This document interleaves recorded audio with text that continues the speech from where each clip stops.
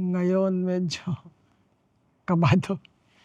When you feel the negative spirit, when you see a negative entity, lumalapit po ba sila sa inyo? Nakikipag-communicate sila sa inyo? Paano po ang nagiging proseso nun? Most of the time, kasi merong mga unrested soul, yung mga hindi matahimik. So yun yung mabigat eh. Was there ever a time na takot na kayo? Yes, there is. Oo. Yung akala ko susuko na ako. Katulad na ngayon na nandito tayo sa set, may nakikita po ba kayo na hindi namin nakikita? Nakilala po kayo ng mga manonood natin dahil sa KMJS? Yeah. Doon nag-start. Paano po kayo nakuha doon? Nag-start ako with a group noong una sa Facebook. Bat-in lang ako sa mga comment, and then na-invite yung group sa isang GMA show like Sis yata yan, Sis. So ang tagal na noon. Oo, doon ako nag-start. And then, yun, nung nagkaroon na ng mga cases sa KMJS like yung yearly gabi ng lagim, so binigyan ako ng ano. Yun. Doon nag-start yun. Doon ako nag-start. Pero ito pong gift ninyo na Clairvoyance. clairvoyance. Para po sa kaalaman ng lahat, pag sinabing clairvoyance, Yung sixth sense mo, active.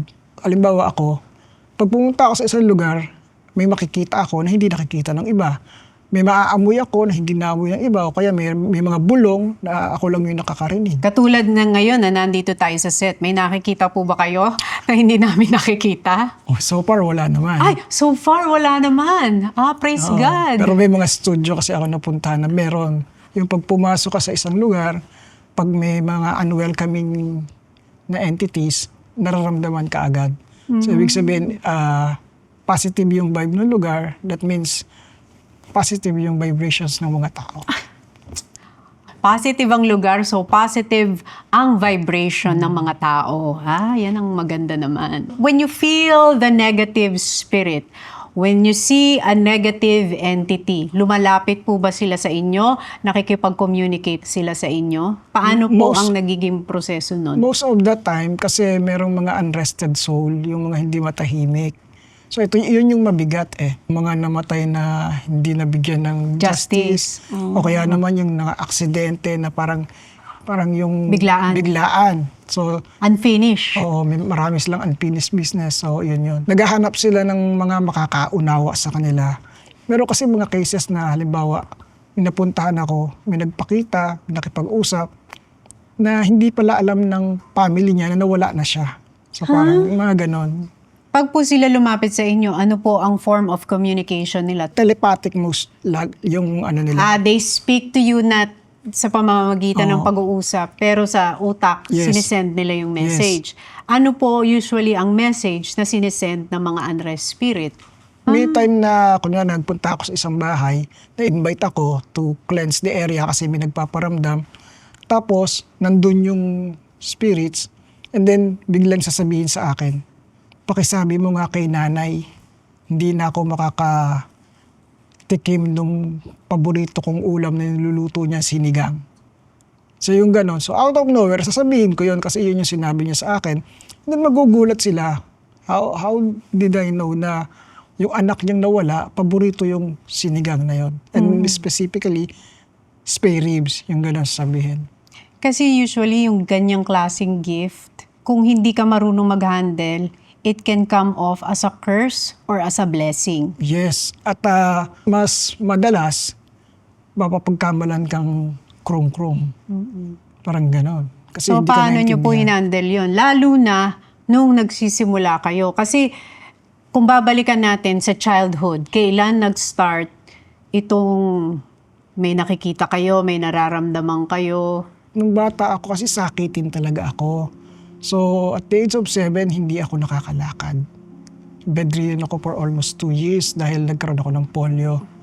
Kasi nagtatrabaho yung nanay ko, nagtatrabaho yung tatay ko.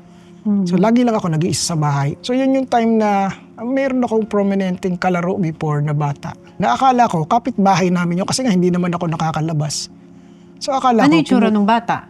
Kaya nyo i-describe? Yeah, typical siyang bata na parang kaedad ko. Lalaki siya. Na Ano yung normal, tsura niya? payat na bata. Ano suot po niya? uniform. Yung para kaya alam ko nag-aaral siya. Kasi nakakaki siya ng shorts, nakaputi ng t-shirt, minsan nakasando. Pag wala na yung nanay ko, pupunta siya.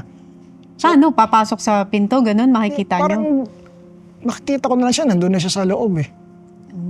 Ako Hindi kayo naman, nagtatanong, paano ka nakapasok dito? naisip ko kasi baka tinawag siya ng nanay ko makipaglaro sa akin. Kasi nga naiihon ako mag-isa. Ilalagay lang yung merienda ko. So maglalaro kayo? Naglalaro kasi pinapanood ko siya naglalaro. Kasi that time hindi pa ako masyadong Makalakad. Naglalaro siya, nanonood lang ako, tapos nagkukwentuhan lang kami. Paano nyo nalaman na hindi totoo yung nakita nyo? Kasi there was time na nandun yung nanay ko. Kakain kami ng tanghalian. Tapos siya, nandun din. That's the only time na nandun ang nanay ko, nandun din siya. Tapos kakain, sabi ng nanay ko, kakain na tayo. Dahil 3 kami, sabi ko, bakit yung bata dito na natin pakainin? Sabi niya, sino bata? Ayun. Yung tinuturo ko, tumingin lang ng nanay ko, tapos naghain lang ng 2. Sabi ko, bakit sabay na natin siya kasi kanina pa kami naglalaro, pakainin na natin dito. So nung after that incident, hindi na siya bumalik. Yung bata, hindi na kami nagkita. Tapos Doon nagsimula po yun na may nakikita kayo. doon ako Na nag-start. hindi nyo pa alam na hindi pala yun Na hindi totoo. Na hindi totoo. Ibang spirit. Nung mga sumunod, since naging na-focus na ako kasi gusto ko nang mag-aral noon eh. Kasi nga hindi ako nakapag-aral on time. 9 years old na ako nung nag-grade 1 ako eh. Supposed to be 7 lang. So, puro aral. Medyo nakalimutan ko yon. And then bumalik ulit siya nung pa-high school na ako. Doon na yung malagi ako nananaginip. Consistent na dreams yung tungkol sa burol.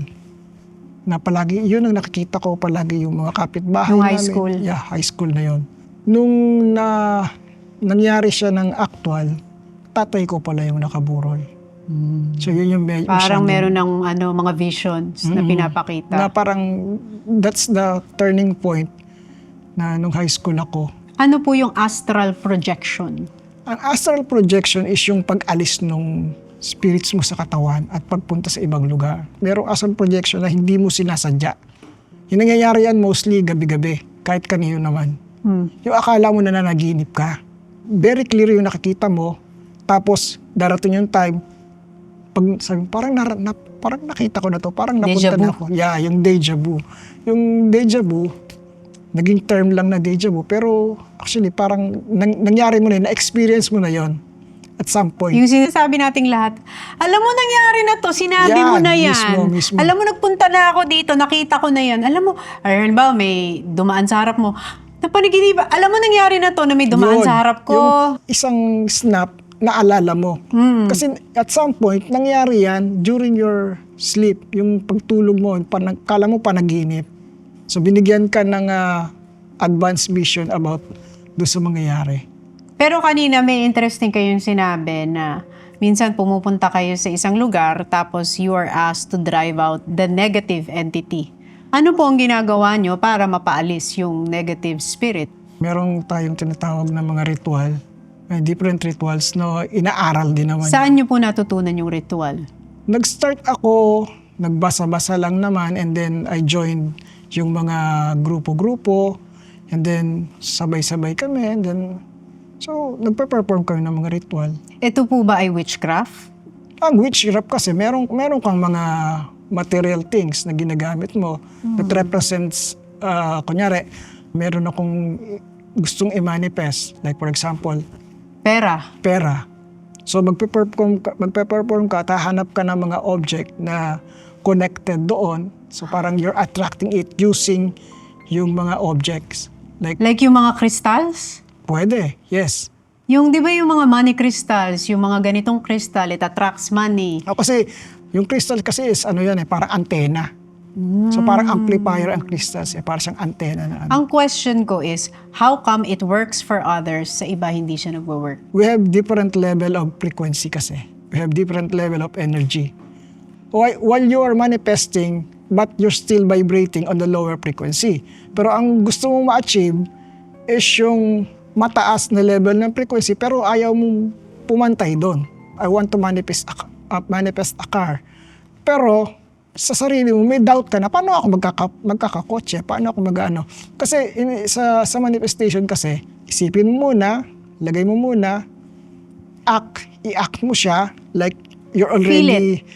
feel it. Naririnig ko yan. You have to feel it that you already have the Na nandyan car. na, Ano yung nandyan feeling na. ng nagdadrive? Yan, minsan gagawin mo yan, okay? Diba? I-picture mo na yung sarili mong dinadrive yung dream car mo. Naririnig ko yan. Daily. Kasi magkakaroon ng ano yan ng ano sa universe na, eto pala yung ano so ito yung magiging reality mo. Ako kasi, nag-start ako na sakitin ako.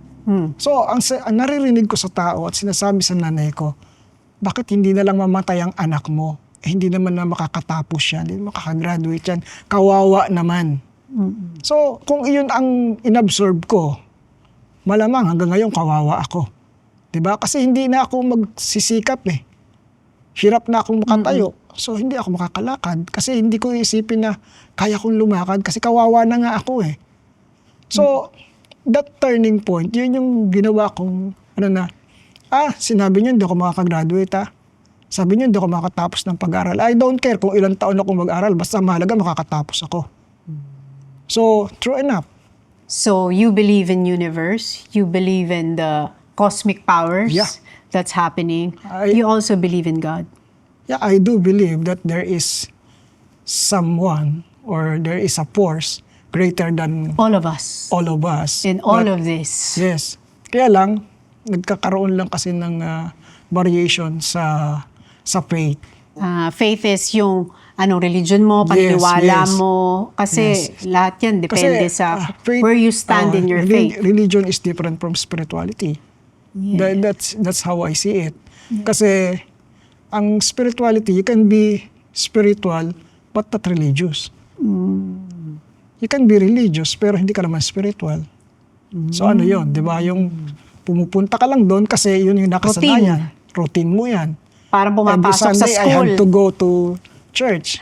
Parang naka-command na sa'yo.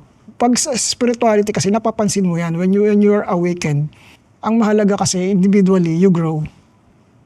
Nag-grow ka on your own faith. Nag-grow ka sa paligid, sa nakikita mo. Nalalaman mo na this is wrong and this is right. Yung gano'n. Sabi niyo po, nakakarinig kayo ng mga voices. How will you know that this voice is from the enemy? And how will you know that this voice is from God? Pag ganun kasi, especially kapag nasa investigation ako, there are voices na nagtuturo, ginaguide ka into finding something. Ma-achieve mo yung, yung mission mo on that day. Pag nakakaramdam ka during that time ng doubt or fear, that's coming from the negative side. Kasi pinipilit ka nila na doon ka mag-dwell sa takot. So masisira na yung diskarte mo. But if you're attuned to this positive frequency, to this higher frequency, malalaman mo na it comes from higher being, it comes from something good kasi ililid ka niya to finish your goal on that moment. Was there ever a time na takot na kayo? Yes, there is. Yung akala ko susuko na ako. Yung isang encounter with a girl na may sinaniban. Possession. I was invited na tingnan kung anong nangyayari kasi iba yung sinasabi niya, nag-iiba yung salita niya.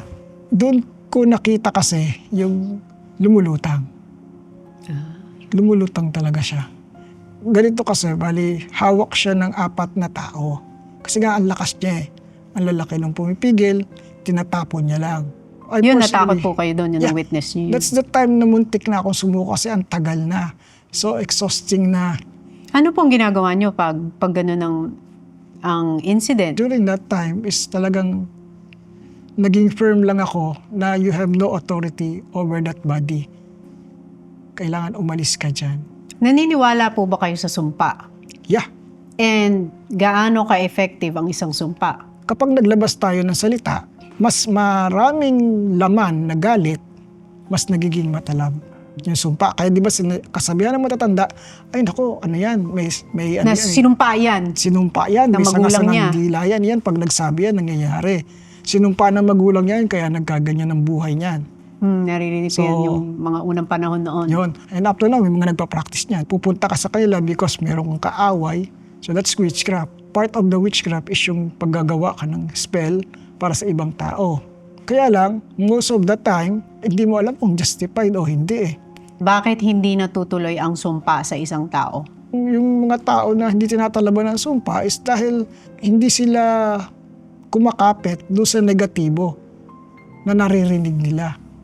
Kasi kakapit lang sa'yo yung sumpa kung ikaw mismo ina-accept mo. How do you rebuke evil spirits, evil words? I do cleansing for myself. I use meditation, nagme-meditate ako, and then ina-allowed ko yung sarili ko to vibrate on a higher level para hindi ako tabla ng mga ganyan. Meron po bang malalakas na spirit na mahirap i-rebuke? Marami. All those entities is created para guluhin ang tao. So kapag hindi mo sila alam i-deal, maapektuhan ka talaga. And at some point, akala mo sa buhay mo, hindi ka nila naapektuhan. Naapektuhan ka nila. Pwede nilang pasukin yung relationship mo, pwede nilang pasukin yung family mo. So, kaya lang dapat maging aware ka. Yung nangyayari naman everyday, there is always spirits involved.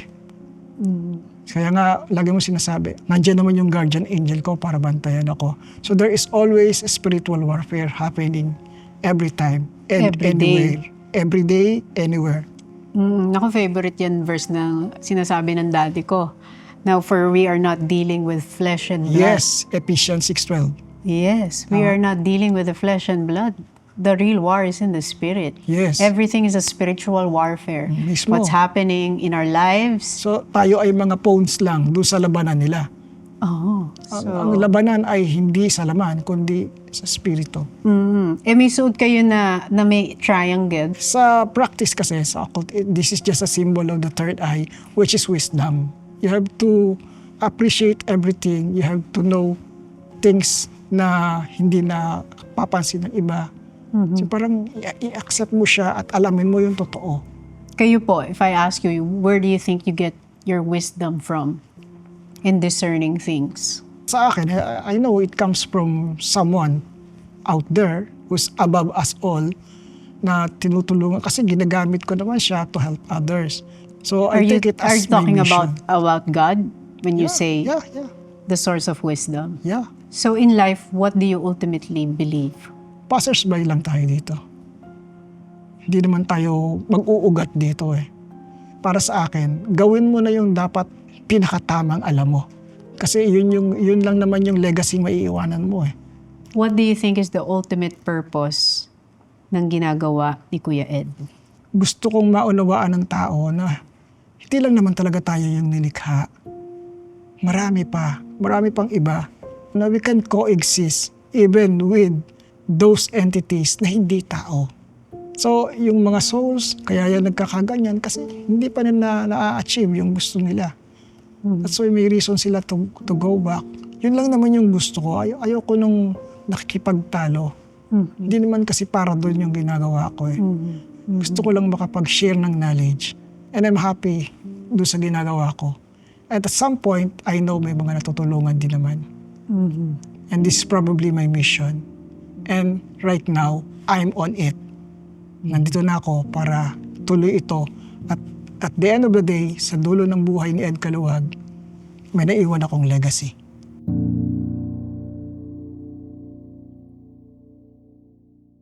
Thank you. Thank you Miss very Tony, much. for Nice to guesting meet you me po. here. Ay, sabi ni Kuya Ed, ang ganda ng ating studio. Yeah. O sinasabi nyo lang yan? Para hindi kami kabahan. Naku, Kuya Ed Napipil ko ah. naman kasi. Talaga ipapabless na naman to. Napipil ko naman talaga. Nafe-feel. Maganda siya. Nafe-feel. Positive ang mga vibes. Ayaw na natin ng negativity. At walang ghost project dito. Yes. Thank Lahat you, ng mga Miss projects dito ay tuloy-tuloy lang. Maraming salamat for watching today's Tony Talks. And for more meaningful conversations like this, don't forget to like, share, and subscribe. Maraming salamat!